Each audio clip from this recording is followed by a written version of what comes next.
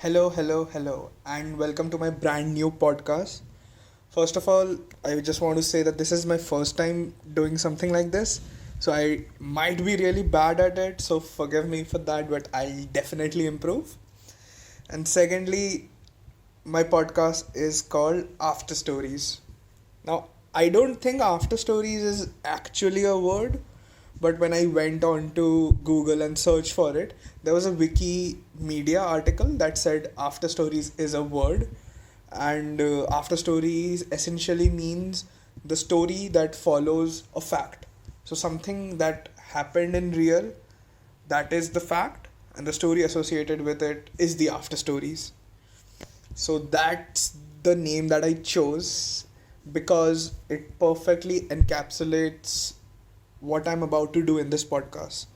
I'm basically going to take real world events which maybe happened in 2015 or maybe they happened in 1915. I don't know. I'll just take an event from history and I'll narrate the story to you. And these are all going to be very unique stories. They won't be specific to any genre, but they'll totally blow your mind because they did blow mine. So, yeah, that's what all my podcast is going to be about, and I hope you like it.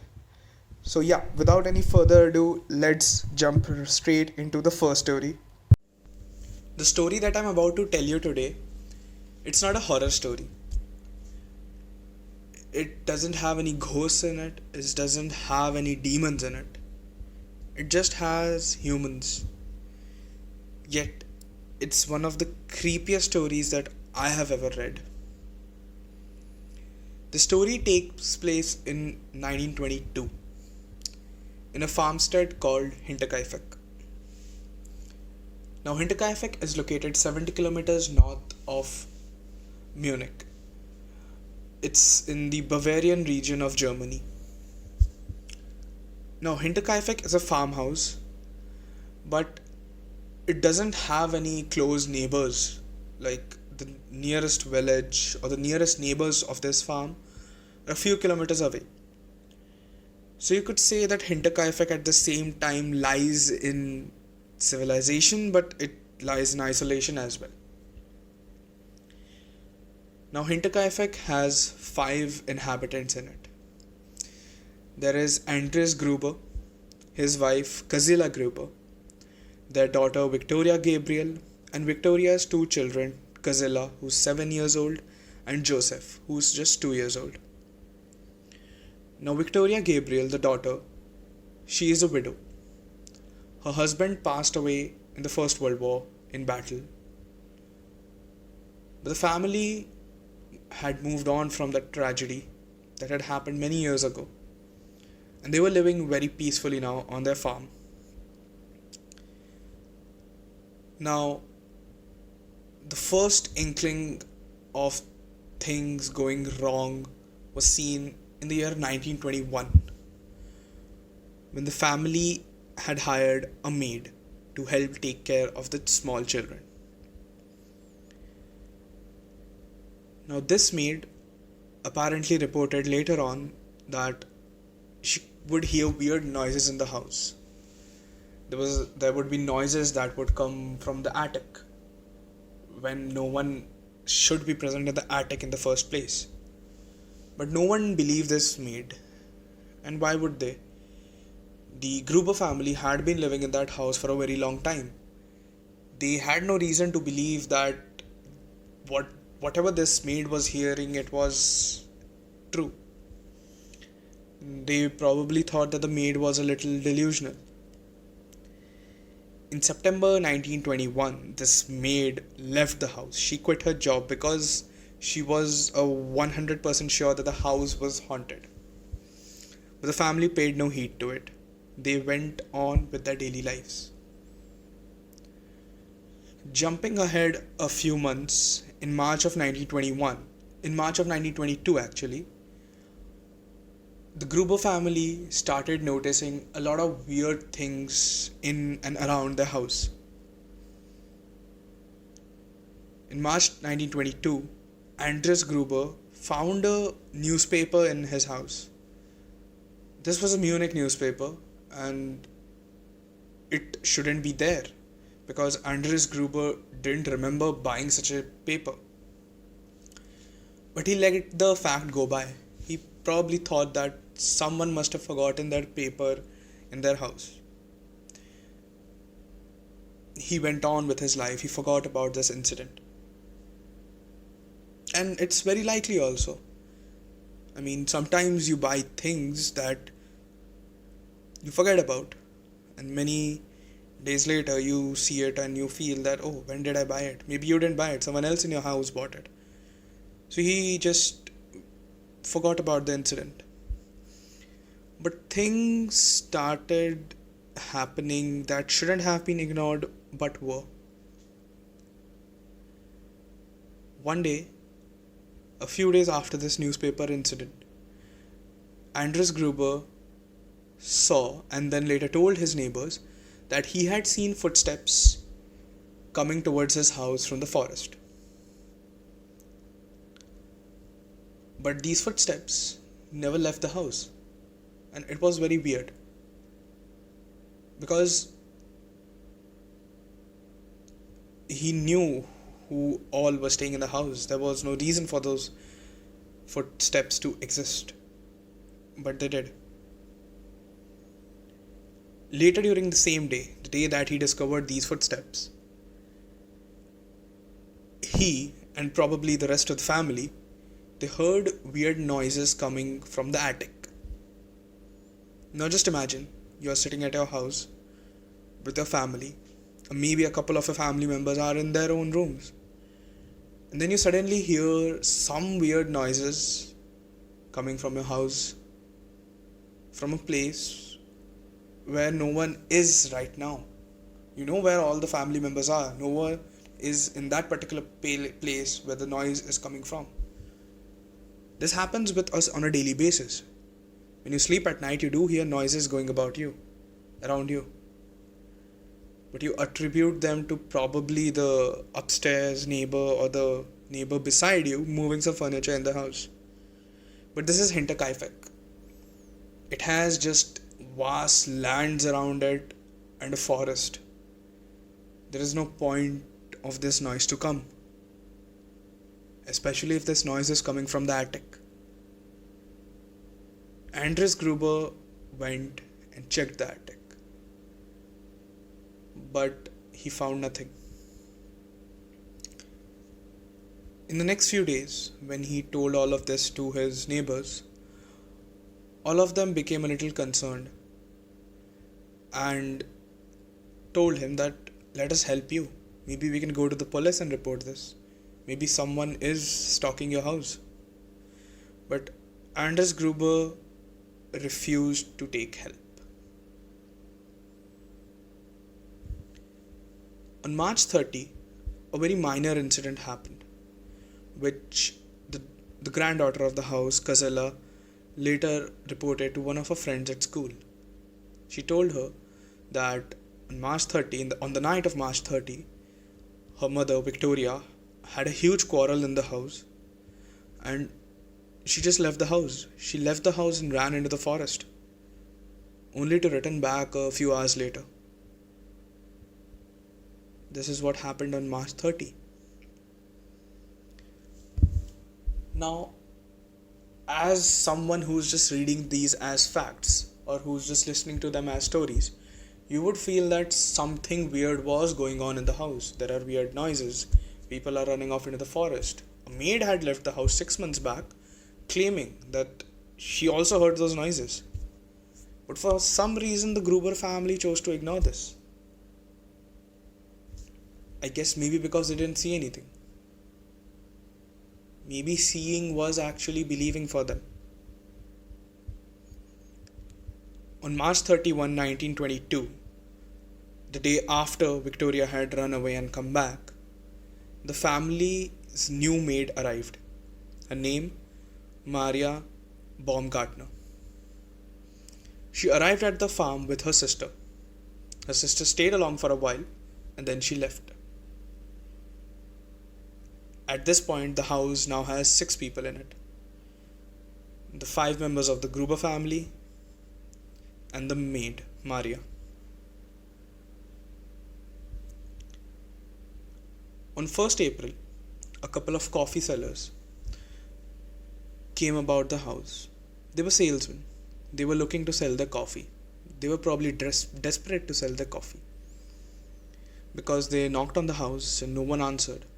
So they knocked on the windows and tried to peer in, but no one answered. They even went around the house trying to see that if someone was maybe working out in the fields or someone was in the backyard, but they found no one. Disappointed that they wouldn't be selling any coffee today, they chose to go back.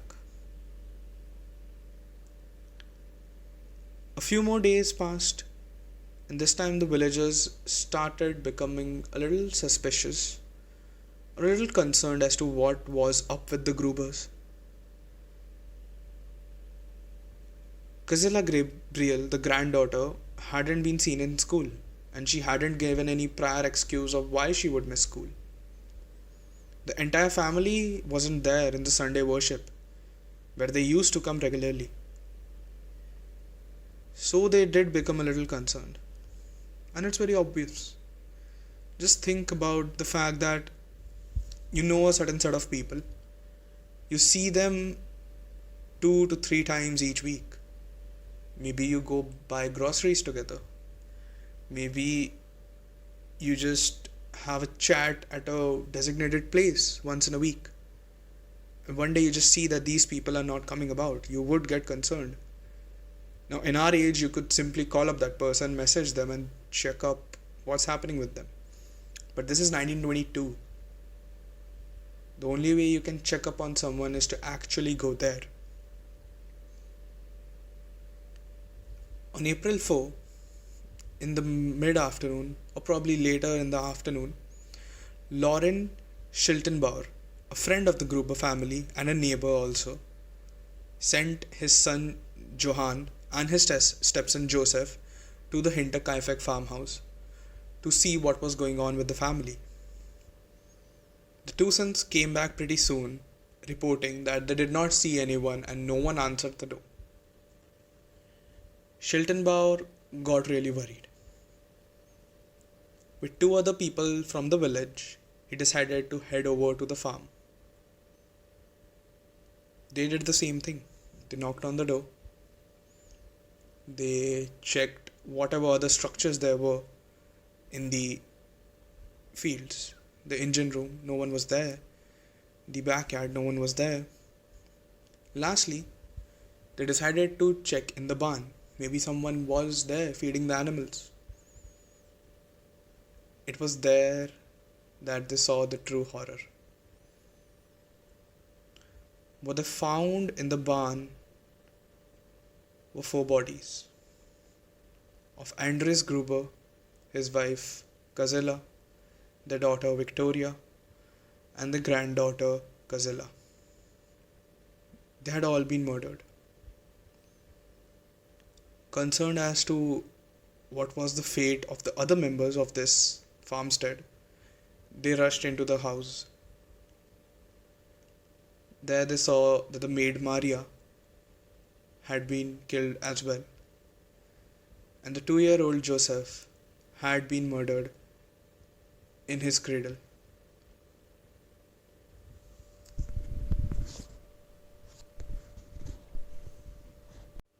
Soon after, the police from the Munich police department came and started investigating.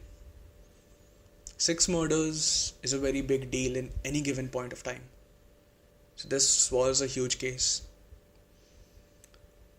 However, the initial police investigation was a bit hampered, largely because the crime scenes had been tampered with, but not intentionally. The villagers had moved about the body. They had done some other work as well in the house or in the barn, which did destroy some of the evidence. However, the police was able to find a couple of things that would prove to be very relevant to the case, at least for a while. First of all, they were able to determine that all the family members, all 6 of them, had been murdered using a mattock. However, they didn't find any trace of the weapon. They were just able to establish the murder weapon. The actual weapon was not found at that time. Evidence also showed that Kazela, the granddaughter, had been alive for a long time after she had been attacked. So imagine the last moments of Kazela. She knew this person or persons who had murdered her entire family. They had struck a fatal blow to her as well. But she couldn't do anything. She was just lying there as death slowly took her away. Initially, the police said that this was definitely a robbery attempt. Why else would someone murder 6 people? However, soon after that, they found huge sums of the family money still lying in the drawers or in the cupboards or wherever they had placed them. If it was a robbery, why wouldn't the robber take the valuables? The robbery theory was discarded very quickly. And soon after that, the police found evidence that makes this case very creepy. They established that the murders had taken place on the night of March 31st. They were very sure of that fact. But what really confused them and will probably scare you is the fact that even after the murders, the animals in the farm were being fed and the bread stock in the kitchen was still being used. The meat stock as well. The murderer or the murderers, they had lived on in the house after the killings for a couple of days as well. The police were unable to determine any clear motive about what had taken place in Hinterkaifeck. They knew what had taken place, but why it had taken place. But they had to solve this murder. So they decided to shortlist suspects. But don't imagine this to be like a shortlisting of suspects right after a crime has been committed. Suspects were brought into the interrogation room for this case even decades after the murder. There were a lot of suspects who became suspects. They came into the police light because they had a off remark. They had made an off remark somewhere. Or sometimes it was a case where a dying relative on the deathbed said that my brother was the killer of Hinterkaifeck. But all these people were thoroughly investigated. They never found anything regarding them. So they were let go. However, there are 2 main suspects whose theories came about right after the murder that I would like to tell you. The first suspect is Gabriel. Carl was Victoria's husband, the one who had passed away in the First World War, in December of 1914 to be precise. They had never discovered his body, or at least they had never brought his body back, because the carnage of First World War had created too many bodies to bring back home. So what people speculated was that this person had returned home and he had probably seen that he now had an illegitimate son. Because if he had been killed in 1914 or he had gone missing in 1914 and in 1922 his wife has a 2-year-old son, then that can't be his.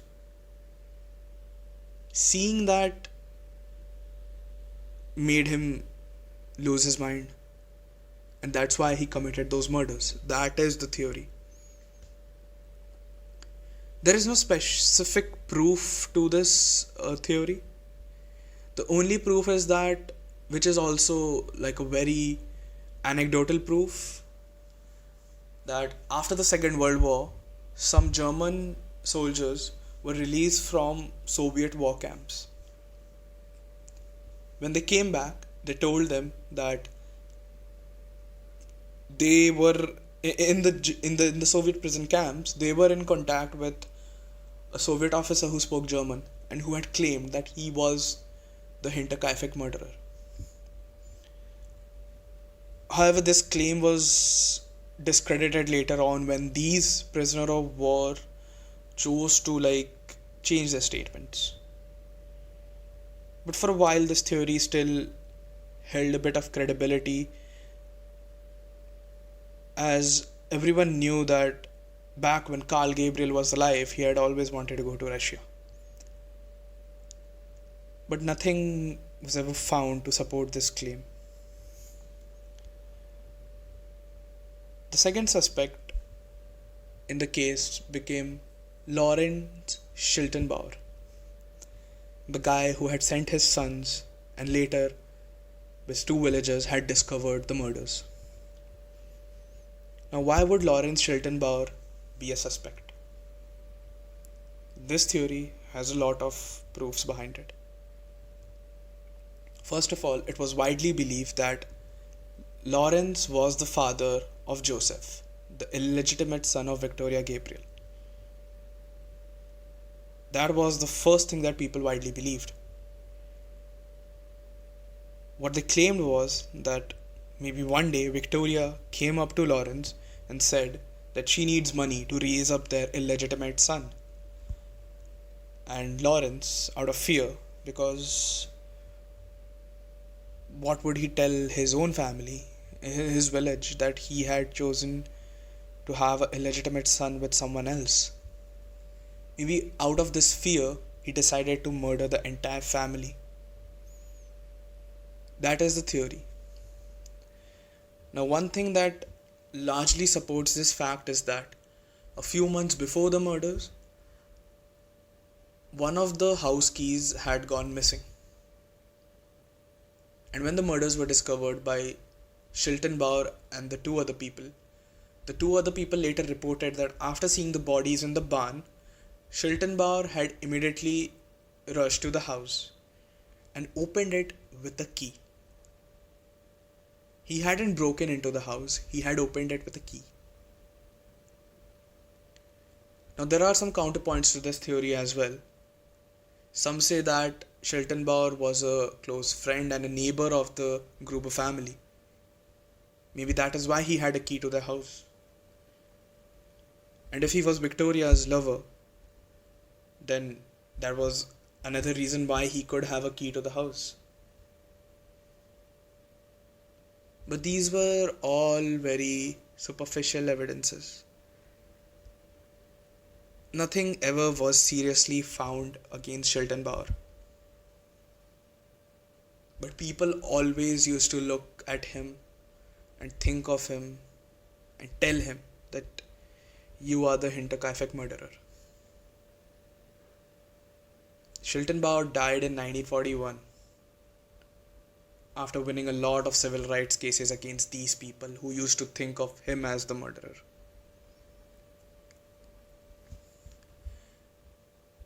The Munich police ran a lot of interrogations. They formed a lot of theories, they discarded a lot of theories, and nothing seemed to work out. They weren't able to find who had done the murders. In 1955, more than 3 decades after the murders, they decided to close the case. However, the case wasn't permanently closed. Whenever the police would find a new lead, and this new lead could be a very vague lead as well, they would reopen the case files. So even after 1955, the case had a lot of steam. It was only in 1986 that the last interrogations took place. But nothing was ever proved. To this date, the Hinterkaifeck murders remain one of the biggest unsolved mysteries in Germany. No one knows what happened there. Maybe it was Carl Gabriel who did the murders. Maybe it was Lawrence. Or maybe, as the earlier maid had pointed out, the house was actually haunted. As for the farmstead of Hinterkaifeck itself, it was demolished 1 year after the murders. And after its demolition, people found the mattock, the murder weapon that had been used, hiding in the attic.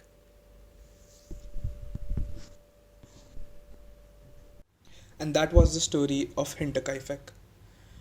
Now, if you want to do some further reading about it, you can head over to the Wikipedia article.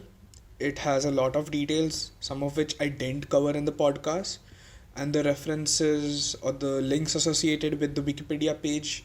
You can then head into them and read more about the case. It's actually a very interesting case, so you might enjoy a further reading. And I really hope that you like the podcast. And if you liked it, then please drop a like down below, subscribe to my channel, and share the podcast with your friend. And also comment on like how can I just make these podcasts better, because I have a lot of these stories in my head that I want you to hear, and I want to have the best narration there is while I'm speaking to you so that it's enjoyable as well. So yeah, thank you so much for listening to it. I'll be back soon with another story. I'm not saying that I'll be back next week, but I'm also not saying that I'll be back after 2 months. So yeah, stay tuned for the next episode. And once again, thank you so much. Good night, goodbye, bye bye.